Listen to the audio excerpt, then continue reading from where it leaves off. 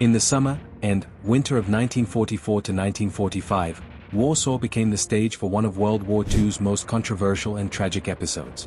The Polish capital, divided by the Vistula River, witnessed two distinct but interconnected battles that would determine not only the city's fate but also the political future of post-war Poland and Eastern Europe. The Battle of Warsaw encompassed two separate military operations, separated by months but united by their profound strategic and political implications. The first phase occurred during August and September 1944, when Soviet forces approached the eastern suburb of Prague while the Warsaw Uprising raged across the river. The second phase came in January 1945, when Soviet armies finally captured the city after months of deliberate delay. Warsaw's strategic importance extended far beyond its role as Poland's capital and largest city. Located on the Vistula River, the city controlled vital transportation networks connecting Berlin to the Eastern Territories. The city's railway junctions, industrial facilities, and communication systems made it essential for any force seeking to control Poland or advance deeper into German territory. The German occupation of Warsaw had begun in September 1939, during the invasion that triggered World War II. For 5 years, Polish citizens endured brutal Nazi rule characterized by mass executions, deportations to concentration camps, and systematic destruction of Polish culture. The Warsaw Ghetto became a symbol of Holocaust atrocities, where over 300,000 Jews were murdered or deported to death camps. Under German control, Warsaw became a heavily fortified strongpoint anchoring the eastern approaches to the Rhine. Army Group Center, commanded by Field Marshal Walter Model, had constructed extensive defensive lines designed to protect the city and prevent Soviet forces from establishing bridgeheads across the Vistula. German forces included veteran Wehrmacht divisions, SS units, and Hungarian auxiliaries totaling approximately 200,000 troops. By summer 1944, the strategic situation had fundamentally shifted following Operation Bagration's devastating success. Soviet forces had destroyed German Army Group Center and were racing westward across Poland toward the Vistula River. The Red Army's rapid advance created expectations among Polish resistance fighters that liberation was imminent.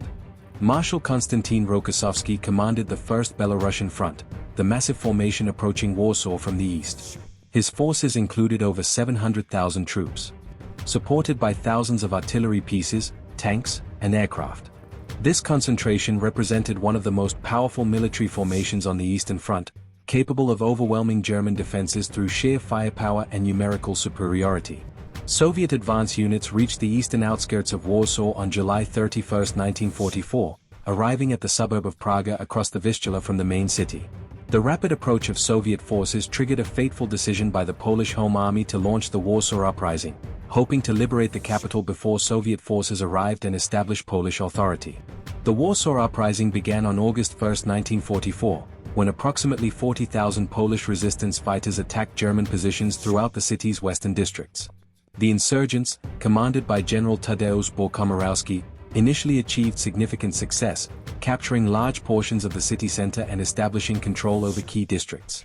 Polish fighters believed Soviet forces would immediately cross the Vistula to support their uprising.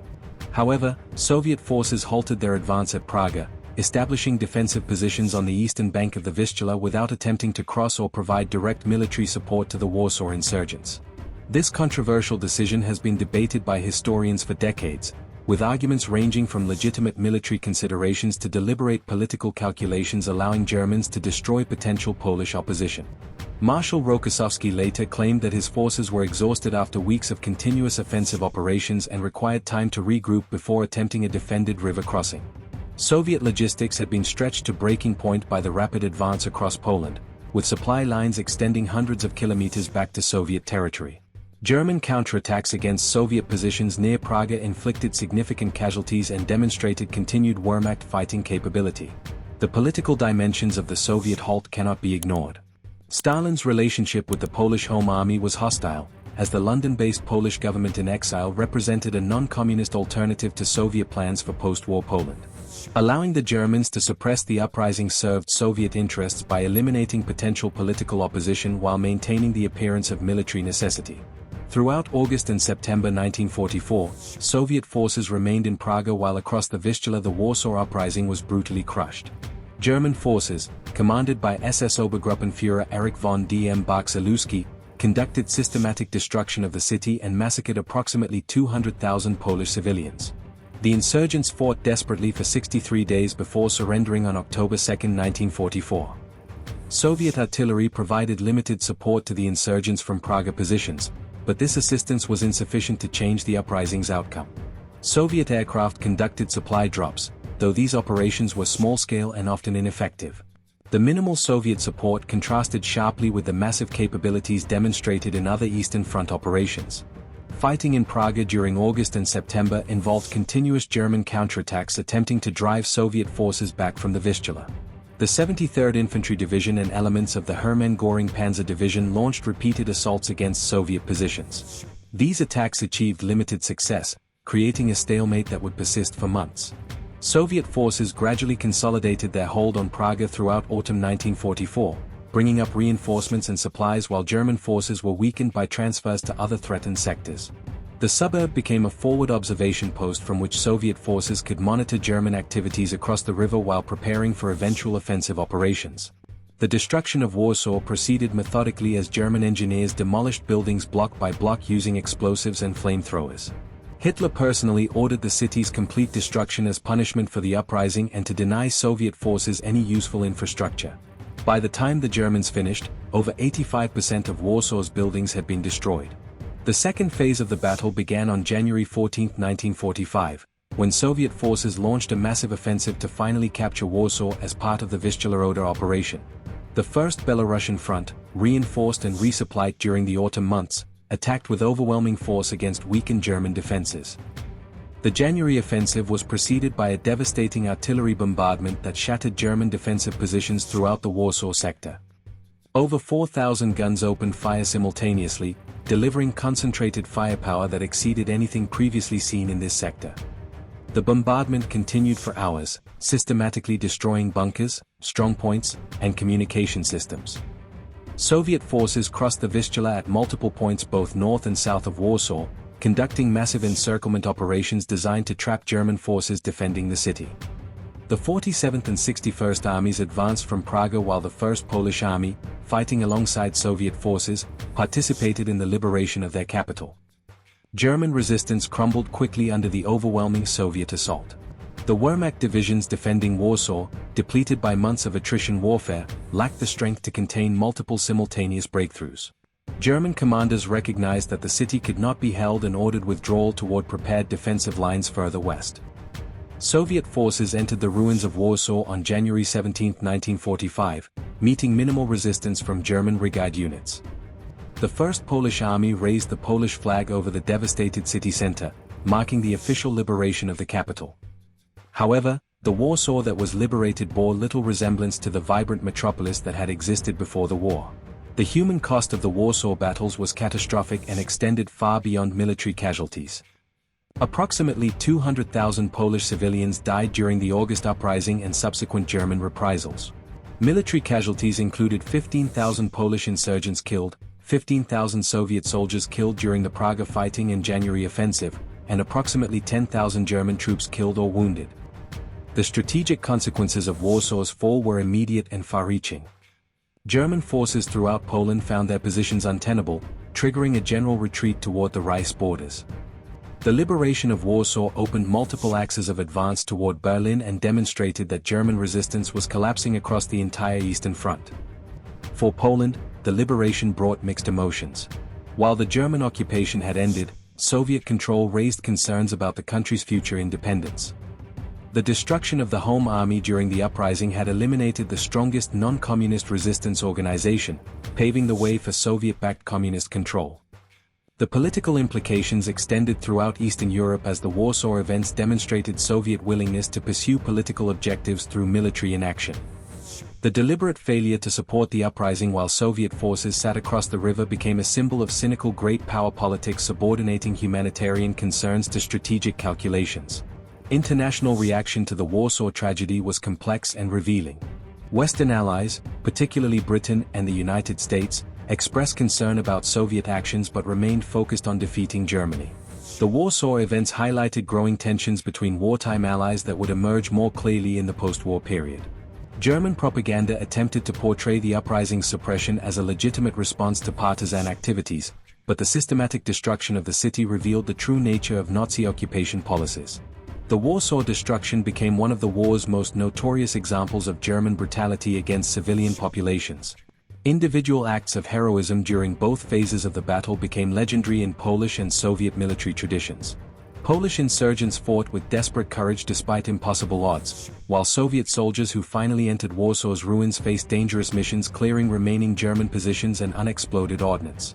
Captain Anatoly Shapiro led reconnaissance units into Warsaw during the January liberation, mapping safe routes through the devastated city for following forces.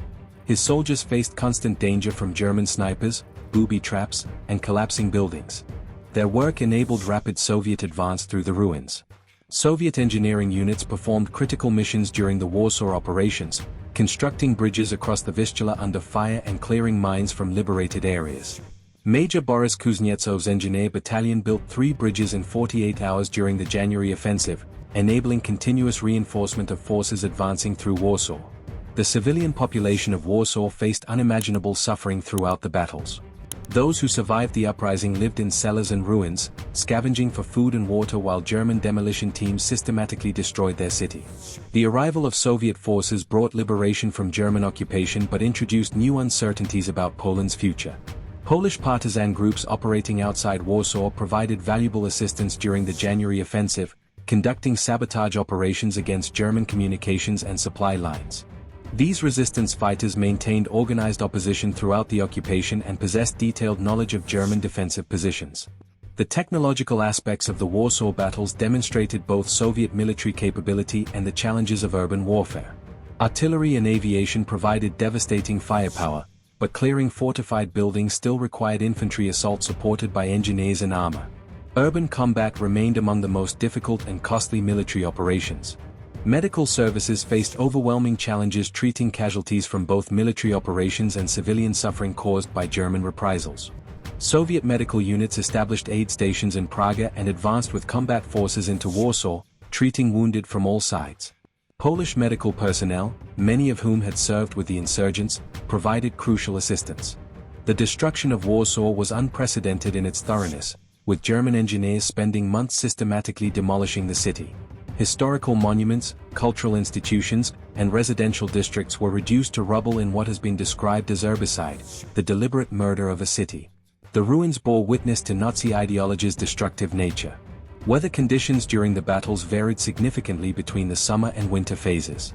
August heat created difficult conditions for both combatants, while January cold and snow added additional challenges to military operations. These conditions particularly affected civilians struggling to survive in the ruins. Supply and logistics operations supporting Soviet forces in the Warsaw sector required massive organizational efforts.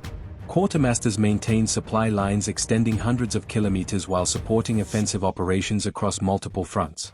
The successful logistical support enabled sustained pressure on German forces. Railway units worked continuously to restore captured infrastructure, converting German gauge tracks to Soviet standards and establishing supply depots throughout liberated territories. Fuel, ammunition, and food supplies moved forward in endless convoys, demonstrating the industrial capacity that underpinned Soviet military success. International observers who visited liberated Warsaw expressed shock at the systematic destruction they witnessed. Western journalists described a lunar landscape where entire districts had been reduced to rubble, with barely a single building standing intact. These reports helped shape Western understanding of Nazi occupation policies and the human cost of the war's final phase. The documentation of Warsaw's destruction provided powerful evidence for post-war tribunals prosecuting German war criminals. The memory of the Warsaw battles, particularly the controversial Soviet halt at Praga during the uprising, became a defining element of Polish national consciousness. The perception that Soviet forces deliberately allowed the uprising to be crushed while they watched from across the Vistula created lasting bitterness that complicated Polish-Soviet relations throughout the communist period and beyond. Historical debates about Rokossowski's motivations and Stalin's intentions continue to generate controversy among scholars. The Battle of Warsaw and Praga marked a decisive and tragic moment in World War II, demonstrating both Soviet military power and the human cost of political calculations. The battles highlighted the complex interplay between military operations and political objectives that characterized the war's final phase. Warsaw's destruction became a symbol of the catastrophic price civilian populations paid throughout the conflict. The city's ruins stood as testament to the brutality of total war and the devastating consequences when military strategy serves political aims at the expense of humanitarian concerns. Today, Warsaw's reconstruction represents both a triumph of human resilience and a reminder that some wounds, though covered over, never truly heal.